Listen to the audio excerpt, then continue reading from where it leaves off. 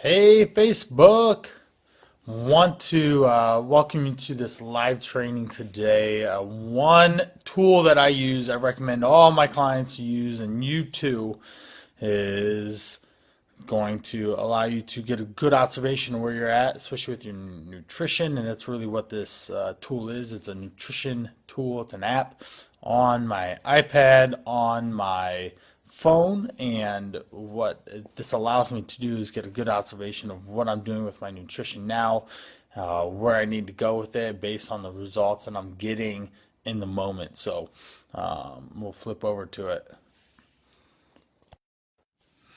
But one thing, if you like some of the things that you're doing, I'd love for you to subscribe to the video, and let's get going forward. So what I've got is MyFitnessPal. Okay, the awesome thing about this is it's free.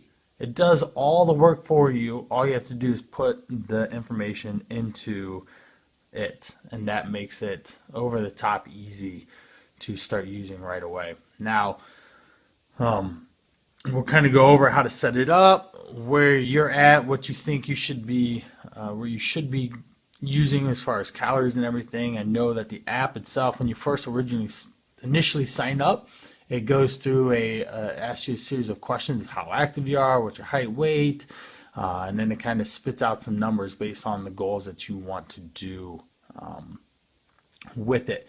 And we're going to go a little bit one better on my website, ilovemacros.com. I've got freedom through flexibility, and if you want an in-depth detail of how to use MyFitnessPal, what macros are, how to measure macronutrients, why I think it's the bee's knees, and you can go in there and get that book off the website, and that'll help really kind of dive into everything that's all this is.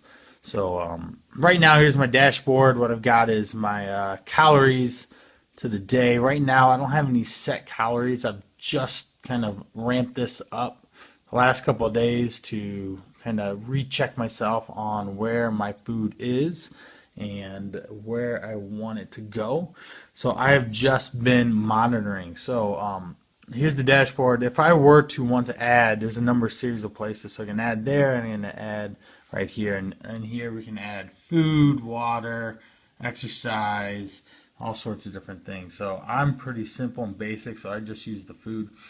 Now, in your app, you have 4 different options. This is kind of stock. Now, if you want to change it and change it up a variety of different ways, then you can go onto the desktop version and change it there. So we can actually literally change breakfast out to meal 1, meal 2, meal 3, meal 4, and you can do up to, I believe, 6 different options there. Okay.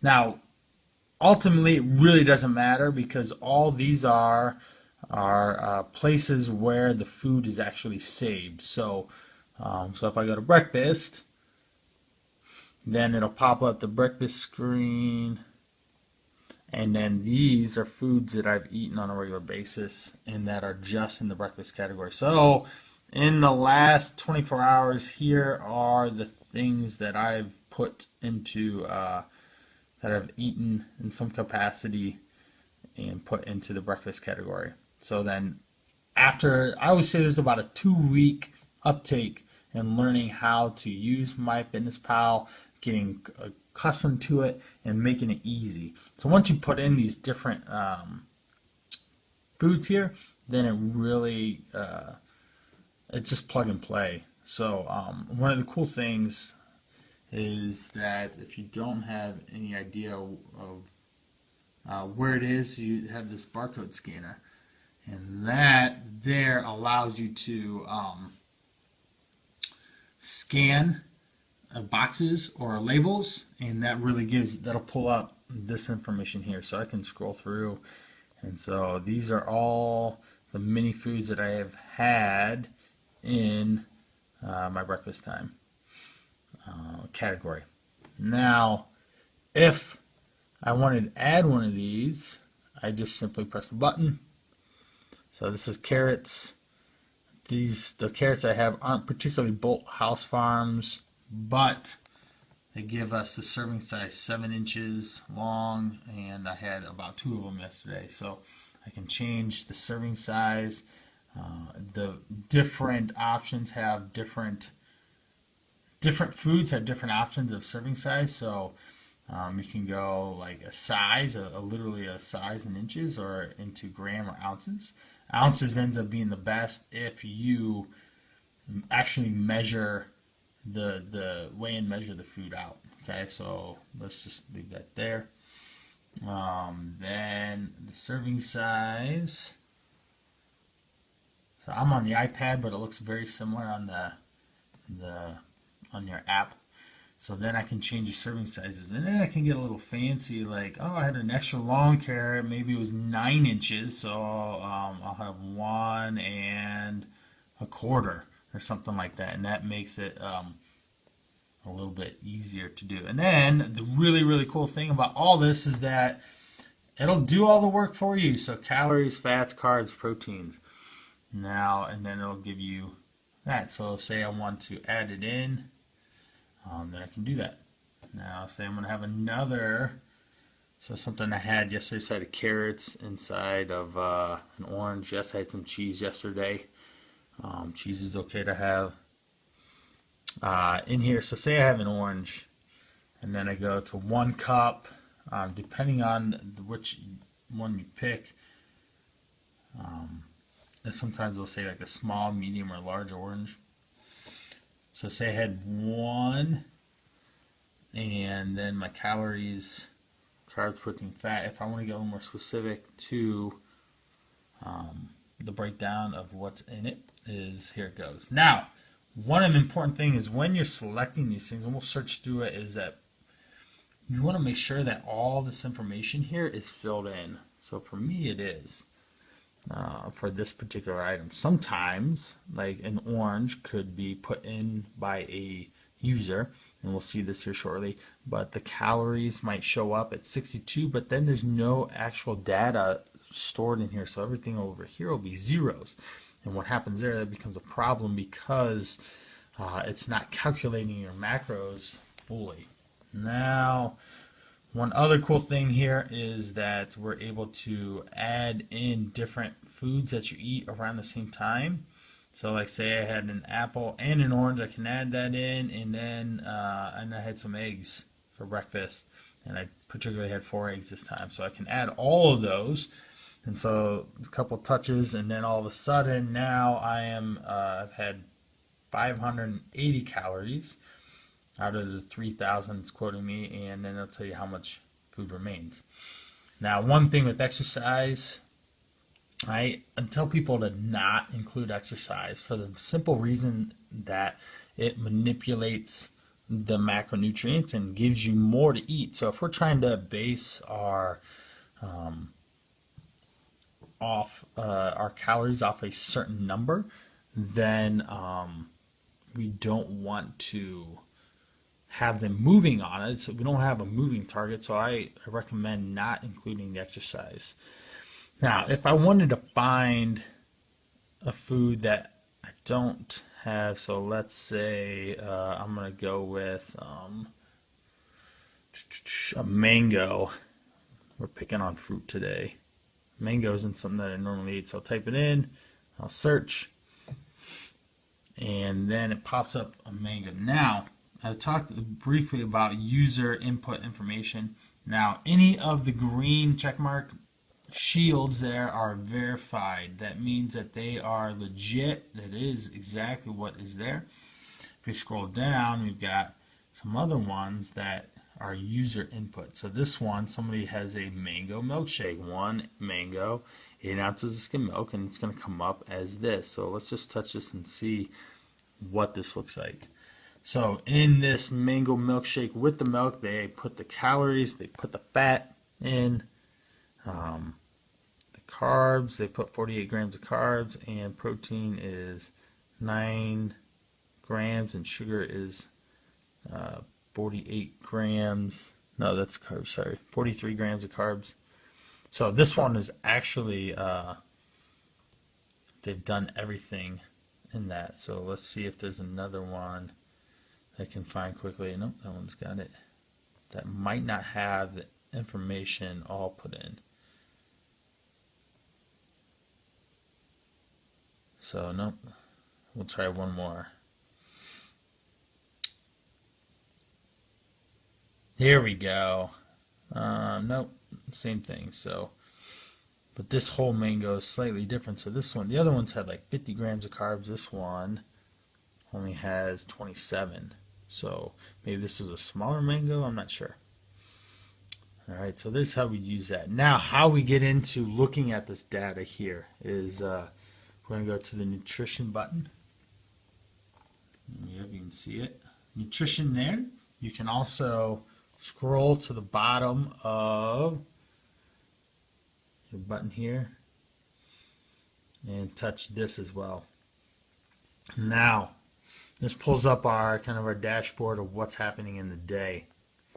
We've got our macros, we have our micros, and we have calories. So let's kind of look through this. In the macros, it gives us a percentage of what I've had so far. So we had I had put in some eggs, some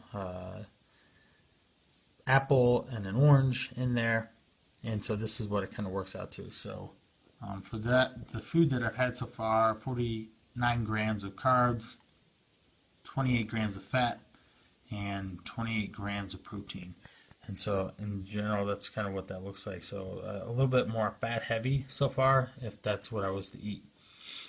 The nutrients tab, which is kind of key, and this is literally the dashboard that I want to see when I am looking at this working with anyone, is I want to see just like this, a screenshot of this.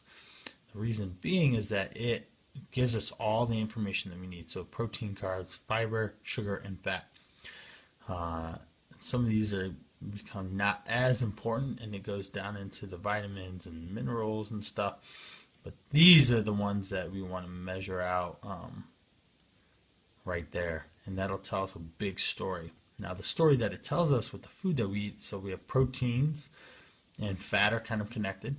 Now, when we have protein, low protein with high fat, then we probably pick some poor choices of protein. If we have high protein, low fat, then we probably had some lean choices. If we have, the next part is like carbs, fiber, and sugar kind of are all interconnected. So we have carbs. If we do the carbohydrates and they're high, and we have low fiber and low sugar, then we probably had a lot of processed foods that aren't necessarily that healthy for you, but think of maybe like flour-based, wheat-based type things, breads or pastas, whatever. If we've had high carbs, high fiber, low sugar, then maybe we had a lot of good starchy carbs with a lot of fiber in them. Let's look at low carbs, high fiber, low sugar. That would be something like a lot of vegetables that have a lot of fiber in them, not a lot of carbs or calories to them. And then if we had high carbs, low fiber, high sugar, then maybe we would say a bunch of junk, a lot of candy or sweets and treats. So this is kind of the dashboard that I want to see from everyone, more importantly than even the foods that they eat. And so if we go back to one of the talks I had a little while ago, is like quantity versus quality versus nutrient timing versus supplements. It goes in that order. We want quantity is most important over quality, because you can still eat too much of a good thing. And then when we break it down to, maybe we'll wake it up.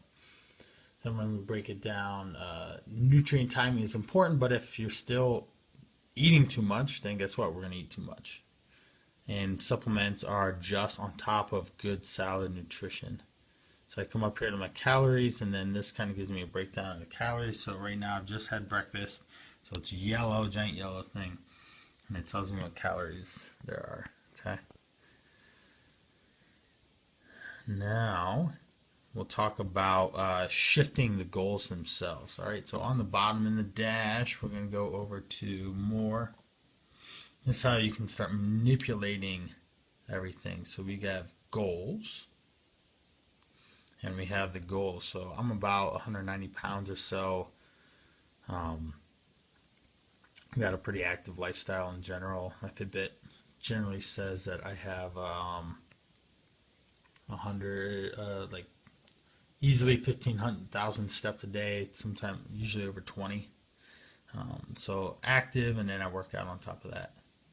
So we go to the calorie and macronutrient goal. In here, this is where we get a good shift. So I can get in here, I can change this number if I want to whatever I want it at. Right now, as I said, I am just kind of experimenting with where I'm at currently and what's going to be a good reference point to then work off of. So if I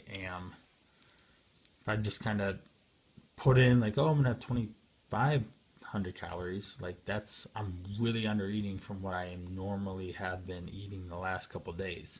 So I want to get a good idea, and I always recommend that you kind of see where you're at, so then you know where to pivot, and you can understand what your eating habits are, and which is really important. Now, so after we get the calories, we can change the percentages. Of course, it has to equal 100%, but we go in here and we can change it. So right now, people say carbs are bad for you. I disagree. We've got carbs, protein, fats, and you can just literally manipulate them. Like, oh, I want to have less protein, I want to have more carbs and fats. Let's put this down to here. So this, I would still come up with 3,000 calories. I'd have 150 grams of protein, 100 grams of fat, and then 375 carbs. Now, in the book from my website, I Love Macros, there are some more guidelines on this, and I would highly recommend you get the Freedom Through Flexibility ebook there, and that will help dive into it. And that's at ilovemacros.com. But so again, going through this, I'm going to leave this here, and then let's go through what I've been doing. Let's do this real quick. So additional, we're going to do fiber and sugar. So in general, 14 grams per 1,000 is going to be where you need for your fiber. So at 3,000, I can be eating around 40 to 45 grams or more, and to meet my fiber needs for the day. Sugar, in general, sugar's not, if it's coming from a more natural source, and it's not going to be as big of a deal, but if it's your processed white sugar, that's a big deal. So in general, if you can keep sugar at bay and keep it low, so like say if I was under 60 a day, I'm doing okay there. Better than 90. Now,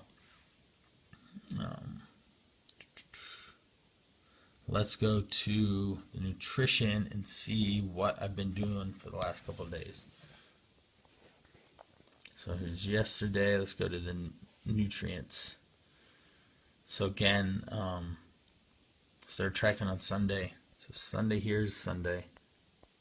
We're going to disregard the goals because I haven't established a goal of where I want to be currently. Protein, I had 250. For carbs, I had 283. For fiber, I had 27. So here, a little bit less fiber than I could have probably had some more vegetables on that day to help, or more starchy carbs. Sugar was 34, so pretty low. So I'm not eating a lot of junk food or candy-based junk food. And fat was maybe a little high, 134 that day. We look here, and let's get a basis on what the calories are for you, so you guys understand. This day, I had 3,300 calories.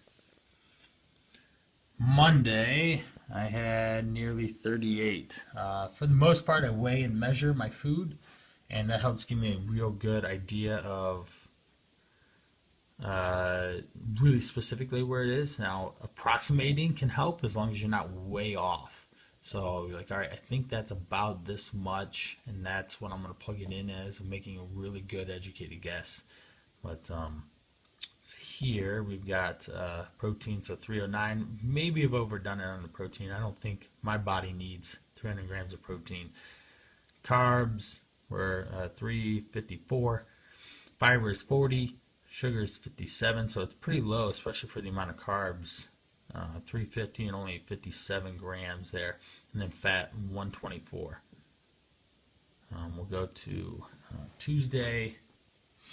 This day, for as far as calories go, are at 3,000. So if I wasn't recording this, I'd have no idea that I have had over 1,000 calories swing or 800 calories swing in between 2 or 3 days. Like if at over 3,000 calories, like it's really hard to kind of mentally add this up. So that's why this app comes into huge play. So on this day, this was Tuesday, I had a little more reasonable amount of protein, 237 grams, and the majority of that is coming from eggs, chicken, lean beef, protein powder, sometimes some low-fat dairy.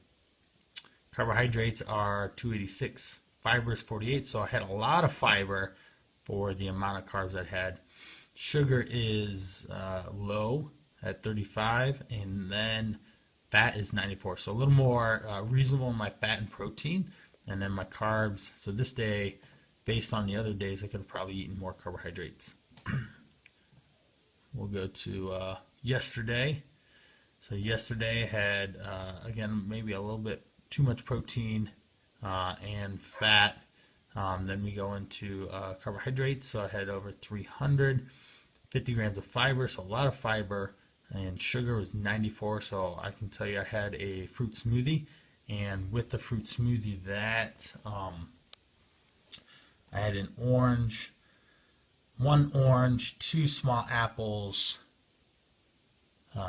2 large carrots, some spinach leaves, and I blended that up in a Vitamix and drank that. So I found that sometimes just making a vegetable smoothie protein deal is an easy way for me to get a lot of vegetables in. So I actually will eat more broccoli, and I'll drink more broccoli, frozen broccoli, in my smoothie than I actually eat. It's just easier to consume for me. It tastes decent in my smoothies. I enjoy it there, so I end up doing that. So that's where this is. So to give you an idea of where I'm at today, as I settle into these and moving forward, I'm probably going to stick my protein around 2. So I'll stick my protein around 225 or so. Carbs will probably get upwards of 400 grams. Fiber is going to stick around whatever those 400 grams equal out to, so 50 or more. Sugar is probably going to be a little bit lower than this, around 50. And then the fat, probably under 100 will be the goal. So that'll give me a pretty decent balanced mix of everything. So that's kind of the overview of MyFitnessPal, what I do with it, how I measure, and why I like my clients to use it. So I hope you enjoyed that. This is definitely a lot longer than I thought it was going to be. It's almost nearly 25 minutes. I didn't realize I could talk that much. But if you want a little breakdown of how to use MyFitnessPal a little bit more, what an appropriate number of calories is for you, I'd highly recommend you go to ilovemacros.com. Freedom through flexibility. You'll be able to click the button and download the book for yourself and kind of look through that, see what are valid options for you to pick for your caloric intake, for foods that you eat, how to use it, how you manipulate it. So thanks for joining, and I hope you learned quite a bit for this and why MyFitnessPal rocks and makes it easier. And lastly, I realized why I wouldn't do this like in the 90s or after I graduated from school in the early 2000s, because it was so hard. People would be actually use books, they'd write it out on paper, they'd use Excel sheets to monitor this stuff, and it was just like a mess. So you use MyFitnessPal and you plug and chug, it records it all for you and get a real good idea of what your nutrition is, how to pivot from there. So there you go. Thanks for joining.